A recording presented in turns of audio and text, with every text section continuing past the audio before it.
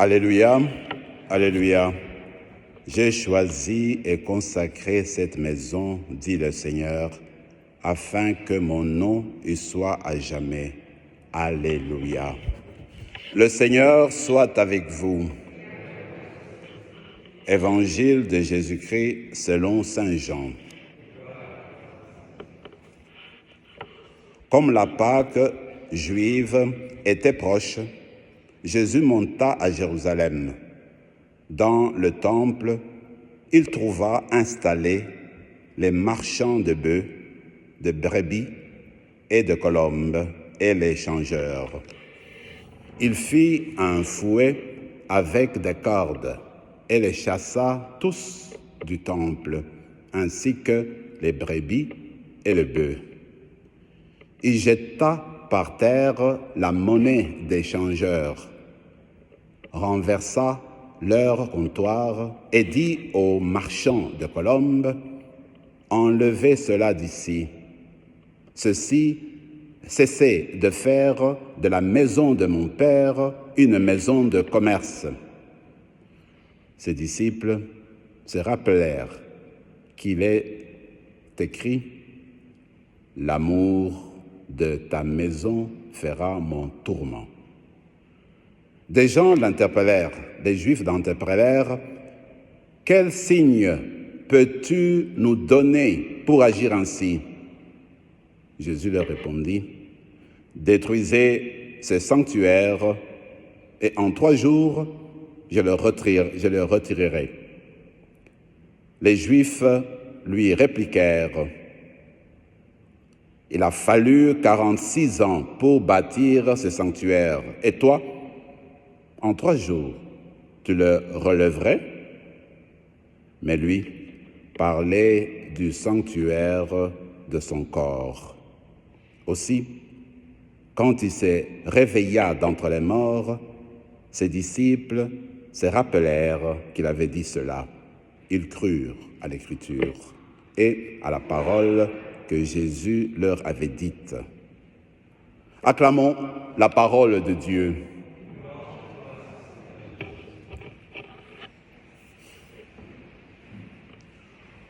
Nous réfléchissons aujourd'hui et nous prions autour d'un édifice, d'une église.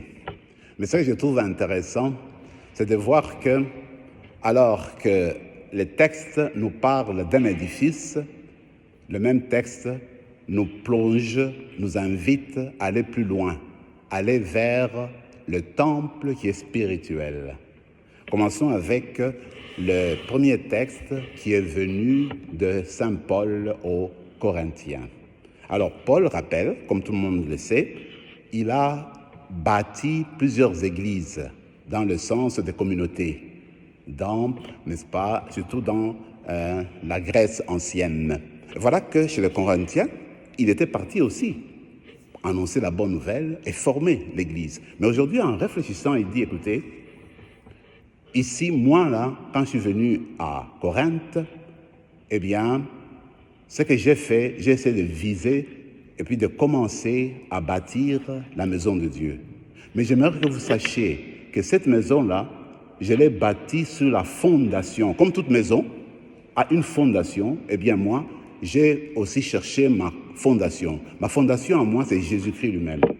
Si on bâtit une maison sans la fondation qui est Jésus, rien ne va avancer.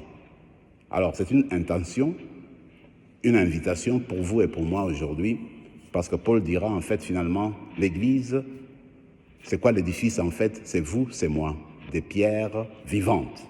C'est pourquoi on est là, on forme l'Église de Dieu. Mais quand on veut former l'Église de Dieu, où se trouve votre fondation? La fondation, c'est le Christ.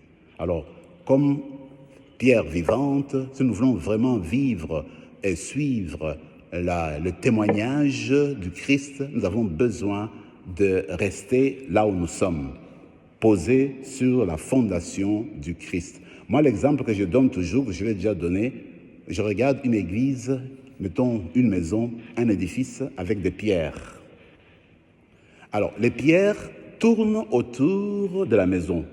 Mais quand tu retires une brique d'un endroit, ça reste un trou. Qui va remplir là? Ce n'est que la personne qui a la brique. C'est que chacune d'entre nous, nous avons un rôle à jouer dans notre église édifice, mais église aussi communauté. Quand tu enlèves ta brique, bien, l'eau va entrer, l'air va en passer. Alors pour vivre cela et voir comment bâtir notre église, il faut toujours regarder la fondation, le fondateur qui est Jésus le Christ.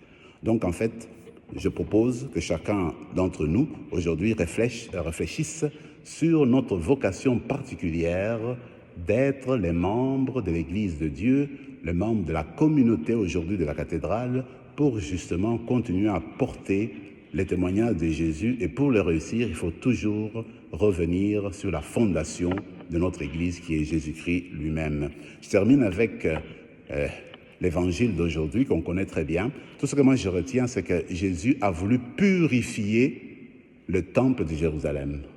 Il a voulu enlever le commerce, l'idée du commerce, d'aller dans une église, dans le temple à ce moment-là, qui était l'endroit où Dieu était présent, et mettre plus d'accent et puis plus de force et plus d'emphase, je dirais, sur des modalités extérieures, comme vendre les animaux qui étaient sur place, les échangeurs, les monnaies qui étaient là. Il a mis, parce qu'il y avait là trop d'emphase là-dessus, le Seigneur enlève pour purifier le temple.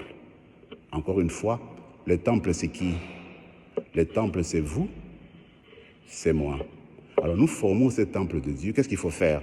Pour maintenir ce temple du Seigneur, sortons, n'est-ce pas, l'idée de commerce dans notre temple spirituel. Que quand on se tourne vers Dieu, qu'on ne donne pas des idées pour qu'on force le Seigneur de répondre à ce que nous on veut avoir. C'est l'amour. Quand on vit dans l'esprit, n'est-ce pas, du temple, on s'ouvre vers Dieu en vue d'ouvrir notre cœur, de lui montrer notre joie, de vivre ensemble avec lui et en même temps de nous ouvrir davantage à lui pour qu'il nous guide dans la manière de vivre. Mais on ne va pas à l'église, on ne prie pas pour qu'en retour le Seigneur nous réponde à ceci. C'est ça le commerce en quelque sorte. Mais nous voulons vivre dans l'amour. On donne pour donner. On est là pour aimer. Quand tu aimes une personne, tu n'as pas tout le temps, je vais la voir parce qu'il me donne ceci. J'aime la personne. Je vais la voir pour ce qu'elle est. Je l'aime et je vais continuer à la voir. C'est sûr qu'il y aura des choses qui vont arriver, mais je ne vais pas voir la personne pour que je reçoive une chose de la personne. Alors c'est un peu dans ce sens-là que nous allons nous tourner vers le Seigneur pour lui demander de faire agrandir notre amour envers le Christ lui-même. Que notre prière soit une prière de gratuité, d'amour. On prie, on est heureux d'être en contact avec Dieu. Et puis je termine avec ce que Jésus lui-même dit, écoutez, eh bien, détruisez ce temple et en 3 jours, je vais le rebâtir. C'était quoi? C'était la résurrection. Quand Jésus, le temple, le corps, est mort, dans sa miséricorde, Dieu l'a ressuscité, c'est devenu un temple nouveau. Moi, je suis convaincu que nous tous là, nous sommes de temples. Peut-être qu'un jour, notre temple sera détruit. Nous allons tous à un moment donné mourir. Mais nous avons confiance en Dieu que quand on sera parti, eh bien le Seigneur va nous relever, va relever notre temple, notre corps, parce que nous aurons suivi la foi du Christ, la voie du Christ, et cette voie-là va nous conduire vers le Père pour entrer dans la Jérusalem céleste. Amen.